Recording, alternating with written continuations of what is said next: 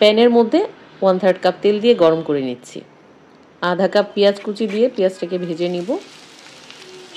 ভাজা হয়ে আসলে 1 টেবিল চামচ রসুন কুচি, 1/2 চা চামচ হলুদ গুঁড়া, 1 চা চামচ মরিচ গুঁড়া এবং 1 কাপ পানি দিয়ে মশলাটাকে কষিয়ে নিব। কষানো হয়ে গেলে আধা কাপ গুঁড়া চিংড়ি দিয়ে নিচ্ছি, লবণ দিয়ে দিব। এরপর চিংড়িটাকে কষিয়ে নিচ্ছি। কষানো হয়ে গেলে চিংড়িকে মশলা থেকে আলাদা করে রাখবো।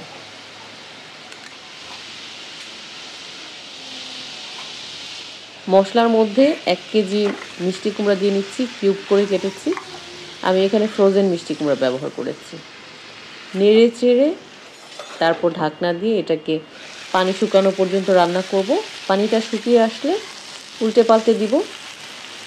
উল্টে পাল্টে দিয়ে এর মধ্যে 1 টেবিল চামচ তেঁতুল, 1 টেবিল চামচ চিনি দিয়ে আর 4টা কাঁচামরিচ দিয়ে নিচ্ছি। কষানো চিংড়িগুলোকে দিয়ে দিব। দেয়া হয়ে গেলে মশলা এবং সব কিছুর সাথে মিশিয়ে ঢাকনা দিয়ে একদম পানি শুকানো পর্যন্ত রান্না করতে থাকবো। যখন পানি শুকিয়ে তেল এভাবে ভেসে আসবে, উপরে উঠে আসবে, তখনই বুঝতে হবে রান্নাটা হয়ে গেছে। এরপর গরম গরম পরিবেশন করতে হবে ভাত অথবা রুটির সাথে।